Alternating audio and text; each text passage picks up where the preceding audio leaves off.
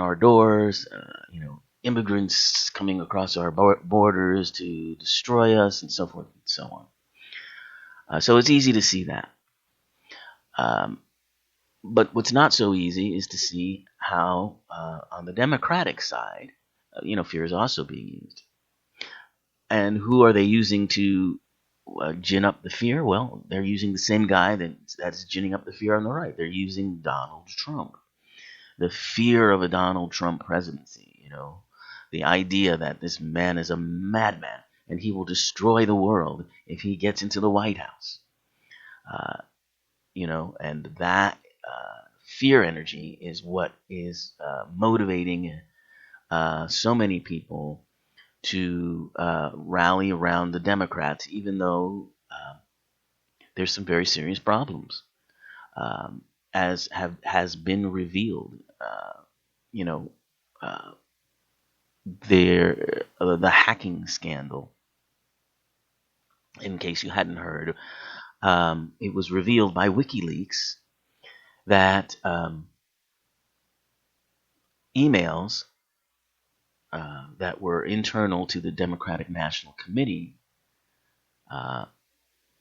showed that the Democratic National Committee had made considerable plans to favor Hillary Clinton over Bernie Sanders.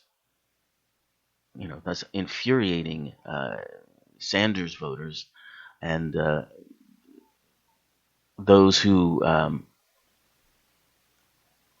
were not particularly happy with Hillary Clinton's ideology and approach to things. And this adds to the kind of perception of her untrustworthiness. And now there's supposedly more emails to come, and these are emails that were within the Clinton camp that will probably show that the Clinton camp knew that this was going on. I'm sure that they did.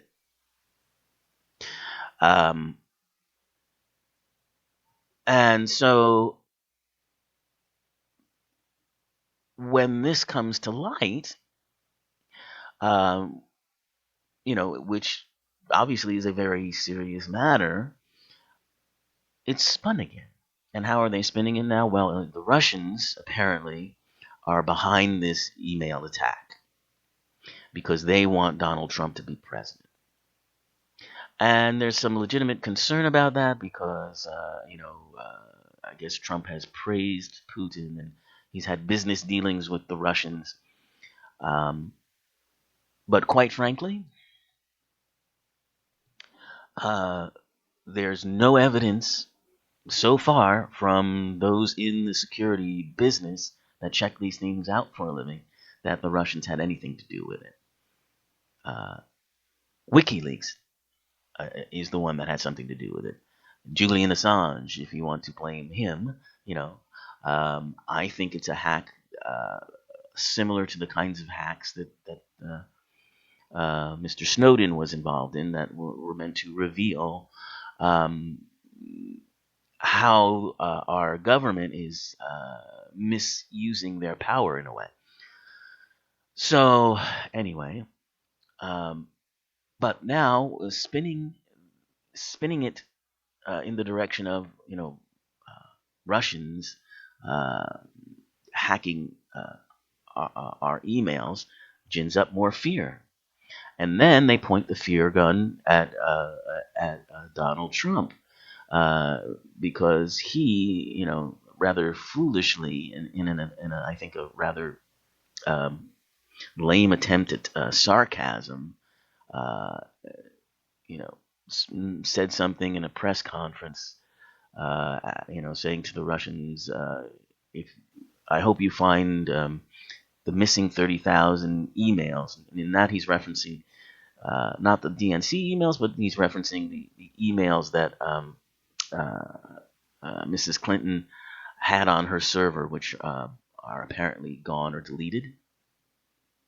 That private server, that she had in her home when she was Secretary of State, that has become such a lightning rod So he said that in sort of I guess, a facetious way, but then that was spun into him directly asking the Russians to come in and hack a political rival. Yeah, you could look at it that way. I don't think that's what he was doing, but okay. But this is again fear. This is how fear is running the whole show. There's a pretense on the Democratic side of hope, and they mean it. It's not that they don't mean it. It's not that they aren't, you know, uh, honest or sincere in their desire for a lot of things that they feel will help the world. It's just that. And here's maybe the takeaways: when you become so wrapped up in your own set of beliefs, when you become so convinced of your own rightness, no matter what side you are on, you've left the realm of reality. You've left the realm of truth. Every election,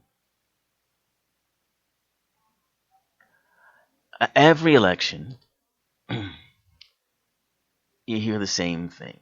Oh, if that person gets in the White House, if you vote for that person, then we're going to have misery and heartache for the next 4 to 8 years. You've got to vote for us because we are the only ones that will stop that from happening.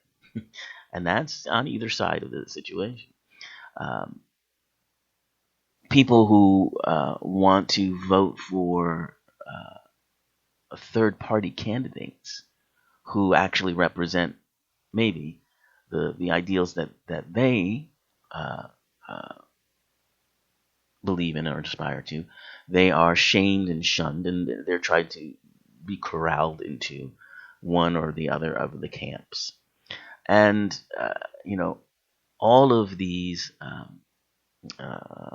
progressive or conservative values that we use to define ourselves, that we get ourselves so wrapped up about, ultimately,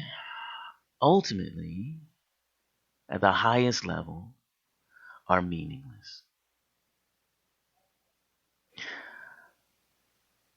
And they are meaningless because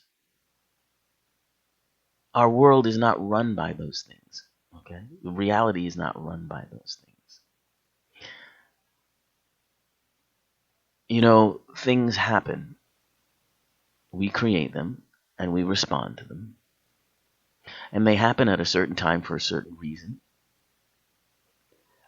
Because we need to learn whatever we need to learn from them. And at this point, I'm not even quite so sure it's about learning. I think it's more about experiencing, as I mentioned before. But all of it is a falsehood. It's just one, set of ideas competing against another set of ideas. And neither one of them really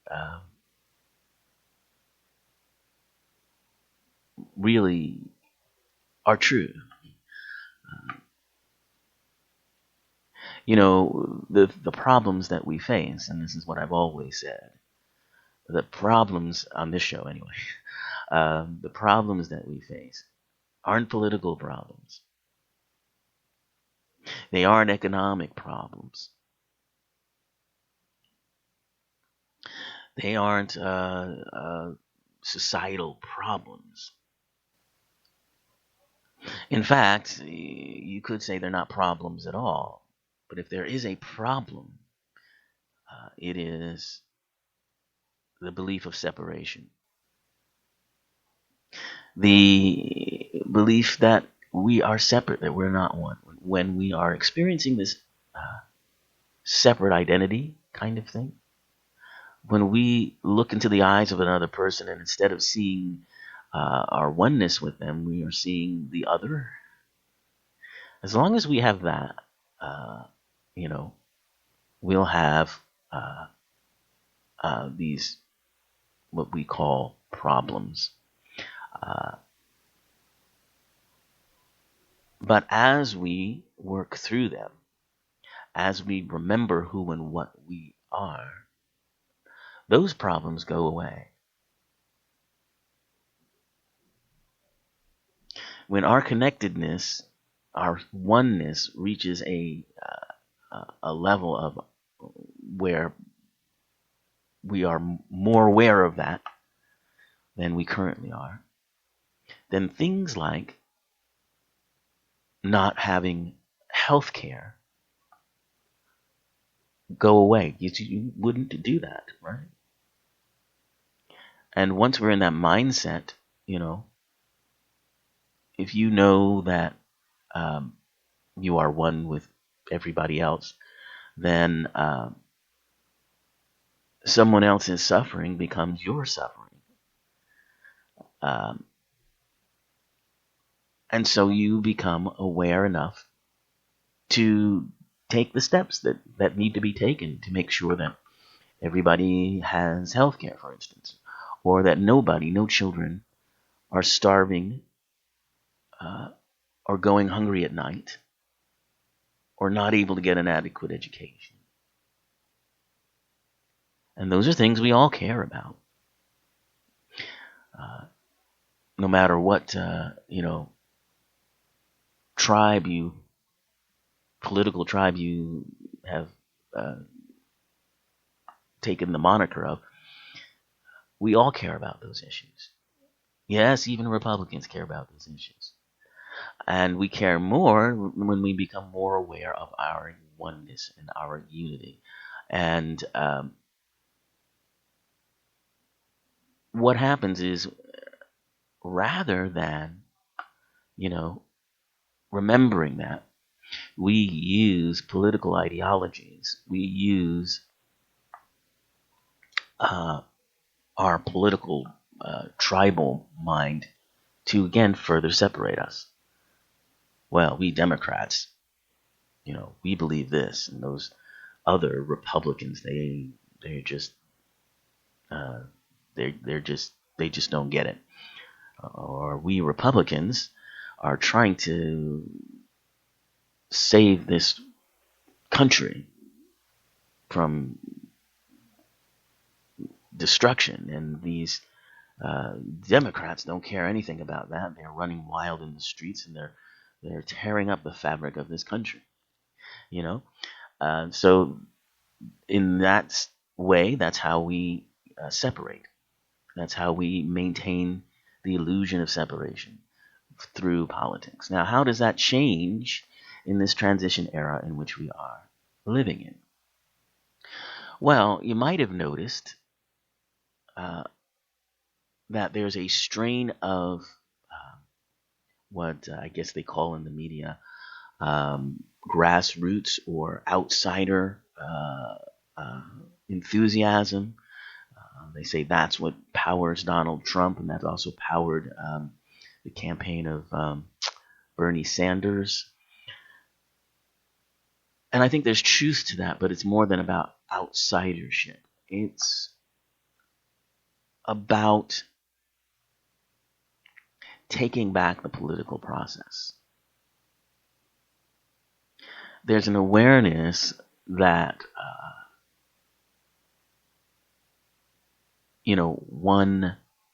usually these elections are about finding the savior, particularly the presidential elections. It's this one personality will change everything for us. But it's not about that. It is about our recognizing that no one person and no one political group, and in fact politics itself, does not do anything. It's becoming aware that politics is a tool that needs to be Um,